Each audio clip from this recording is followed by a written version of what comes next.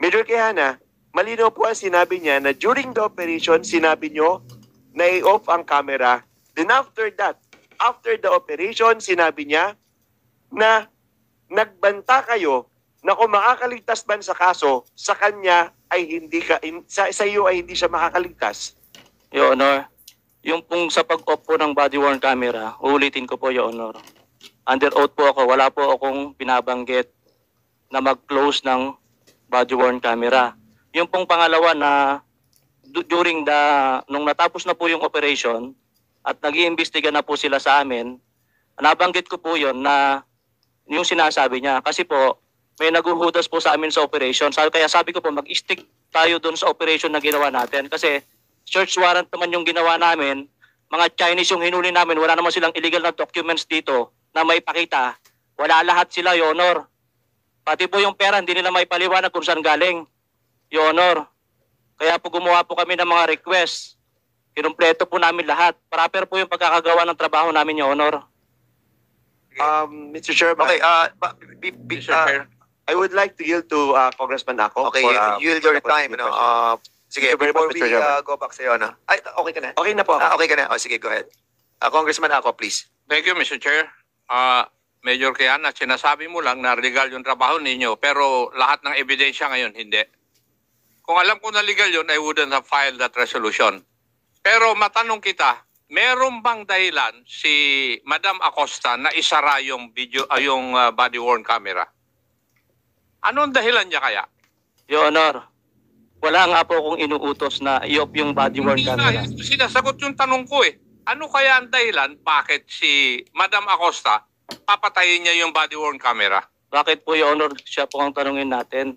Hindi ko naman po masasagot. Sinabi niya na ikaw ang nag-utos. Wala nga po akong Kaya inuutos, Your Honor. ka na dahil sa pagsisinungaling mo eh. Oh, mamaya, ako ang magtatanong din sa iyo. Your Honor, Kay Colonel Guevara, hindi pa ako eh. Kaya lang, kasi dun sa pagtatanong ni Honorable Arrogancia, gusto kong malaman, ano kaya ang nagbunsod kay Madam Acosta na patayin niya yung body-worn camera? Your Honor, wala po akong... Kaya sa akin, na isang investigador, meron dahilan yon na pagpatay niya. At ang dahilan doon, nagsasabi siya ng totoo eh. Your Honor, naalala ko po, nabanggit niya kasi noon na hindi niya na-i-open yung body-worn camera.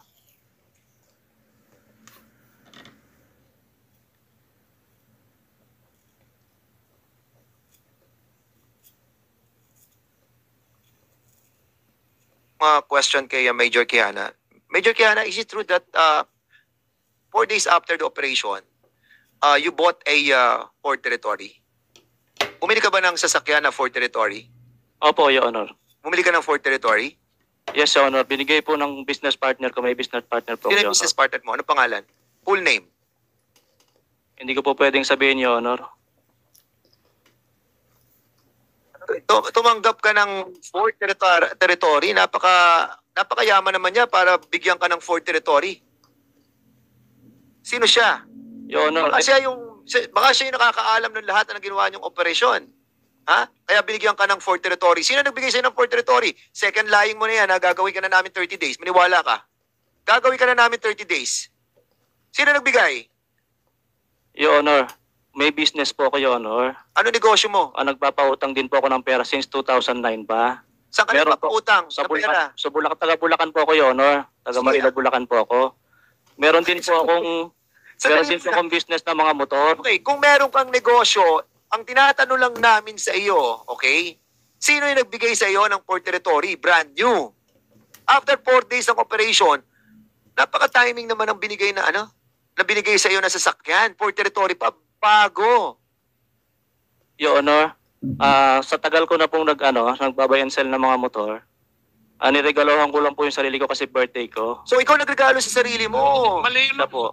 Kasi tinan mo kanina, may nagregalo sa iyo, somebody na hindi mo masabi. Ngayon, sinasabi mo ngayon, niregaluhan mo ang sarili mo. So, okay, kung ikaw nagregalo sa sarili mo, saan mo kinuha yung pambayad doon sa Ford Territory? Binayaran mo ba ito ng cash or hulugan?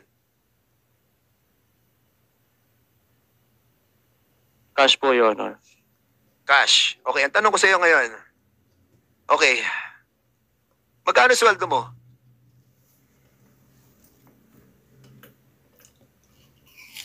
Your Honor, 91,000 po yata. Magkano loan mo? Nagsagat-sagat po ako ng loan, Your Honor, para po pandagdag din sa... Magkano natitira sa iyo? Take home. Huwag ka magsisinungalingan dito. Your Honor. Magkano take home mo? 9,000 to 10,000, Your Honor. See? Tapos nakabili ka ng cash na Port Territory. Magkano Port Territory ngayon? 1.3, Your Honor. Totoo ba na sinabi mo? Yung sinabi kanina ni Congressman Arrogancia, kung kayo ay makakaligtas sa kaso sa akin, di kayo makakaligtas. Kung kayo ay makakaligtas sa kaso sa akin, di kayo makakaligtas. Nakapatay na ba kayo ng mayor? Nakapatay na ba kayo ng vice mayor? Nakapatay na ba kayo ng kapitan? Totoo ba sinabi mo to? No, Your Honor. Hindi ko po sinasabi yan. Patrolman na Maumbong saka patrolman Cariaga. Kasi nabasa ko sa report dito na sinabi nyo sa akin, na sinabi nyo na nadinig nyo doon sa conference sa pinatawag ni Colonel Quijana na binanggit niya na matakot kayo dahil nagpapapatay ako ng mayor, nagpapapatay ako ng vice mayor at kapitan. Mabuti na lang, hindi mga congressman. Ha? Sige, patrolman na Maumbong, saka patrolman na Cariaga. Kayo nabasa ko nandito. Yes po, Mr. Chair. Sinabi niya po yon karugtong po nung binanggit niya po na kung sa kaso makakaligtas kayo, sa akin hindi. Ayun po yung in-state niya nun sa amin. Cariaga po, sir. Patrolman na Maumbong. Here.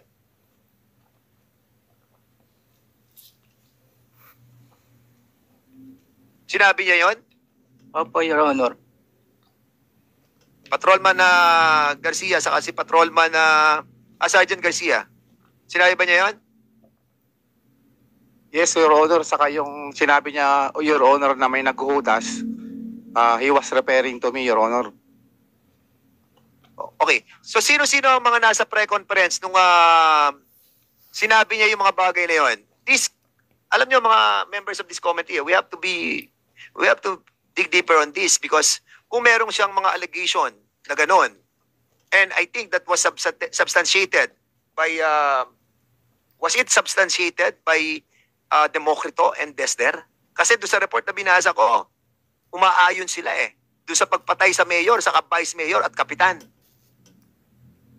Doon po sa meeting na yon, Your Honor. Yes, Your Honor. At Sino yung nag-umaayon sa sinasabi ni Major Quijana? yung dalawa niyang bata, Your Honor, si PSSU Desder at Democrito. Nandun naman po lahat ng Hindi, nasa report ng ninyo, nasa Your report Honor. ninyo. Tumaas ang kamay ng mga nandun sa conference. Tayo kayo lahat. Would you confirm that Major Quijana said those statements? Lahat? Walang kumukontra? Taas ang kamay ng umaayon. Under oath kayo lahat, ha? Kasi to medyo mabigat tong akusasyon na pumatay ng mayor, pumatay ng vice mayor, at pumatay ng kapitan. Desder, saka Democrito. For sure, hindi kayo agree, correct? Yes, Your Honor. Yes, Desder. Yes, Your Honor. Major Quijana. Your Honor, wala po akong sinasabi na gano'n, Your Honor. Okay. Mr. Chair, Okay, Congressman Acop. may I ask the IDM to get the assignments of Before you proceed, Major, the chair would like to recognize Congressman Sergio Go ahead. to get the resume of the assignments of Major Quijana? And could you find out whether mayors, vice mayor, barangay captains died in his place of places of assignment, pati yung province niya? Your Honor, we will comply, sir. No, doon sa assignment niya, taka sa probinsya niya. Yes, sir. Doon sa kung saan siya mga na-assign pati sa Yes, places of... yun ang kuwan. yes, sir. Matingnan natin. Yeah.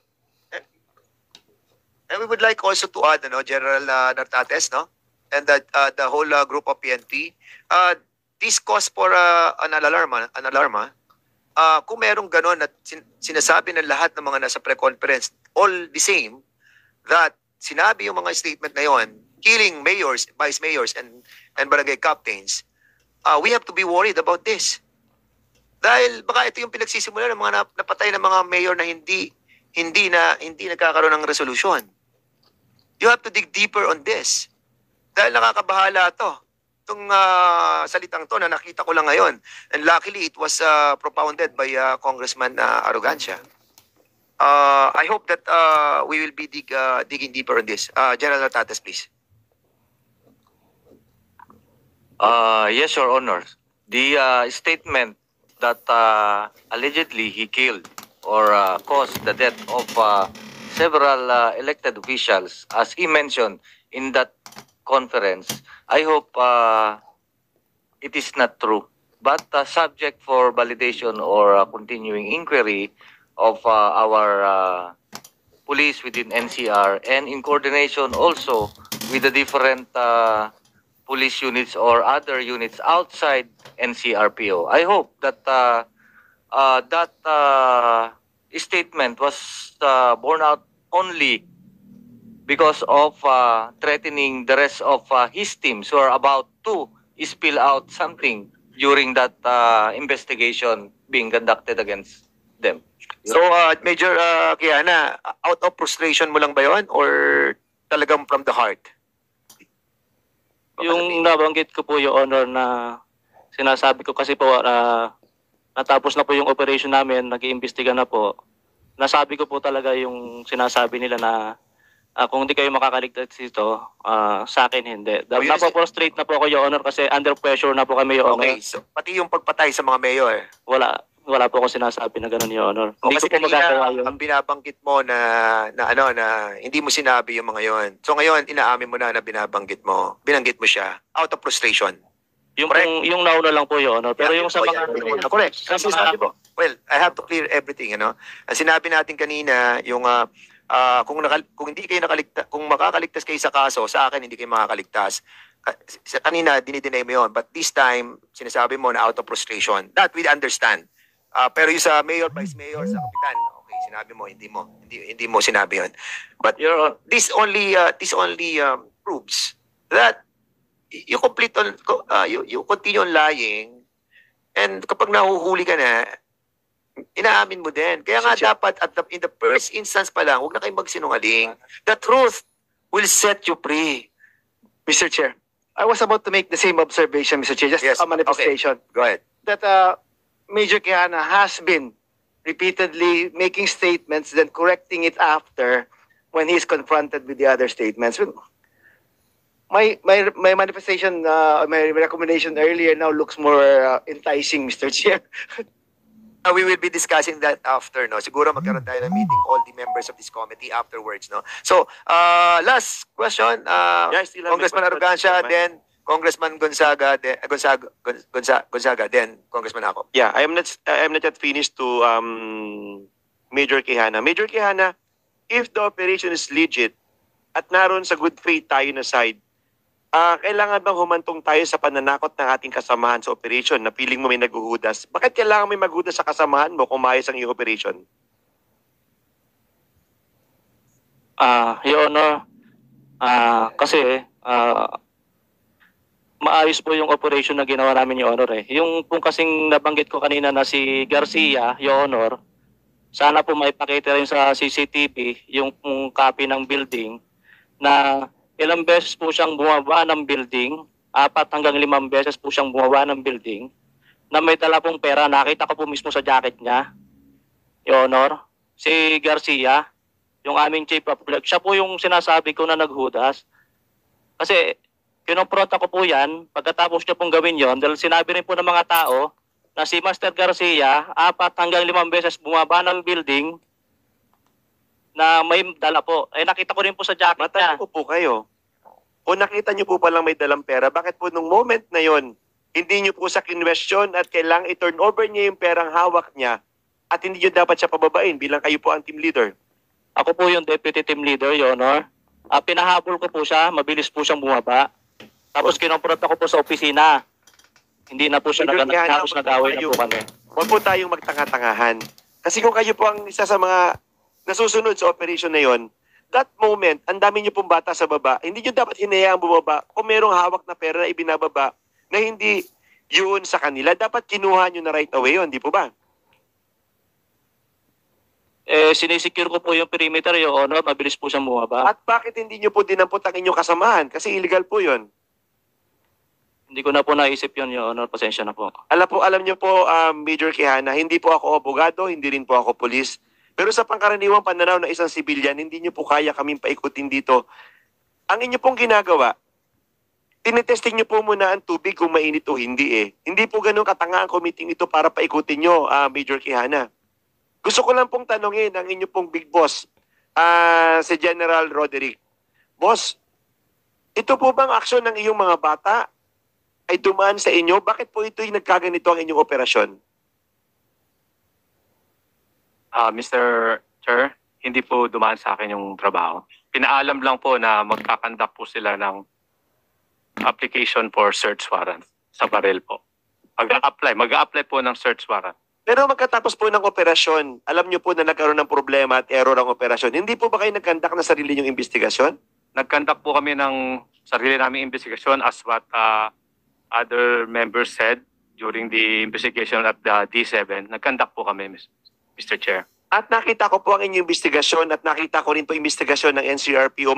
Magkasalungat po eh. Lumalabas po sa inyong investigasyon na ina-absuelto niyo po ang inyong mga bata.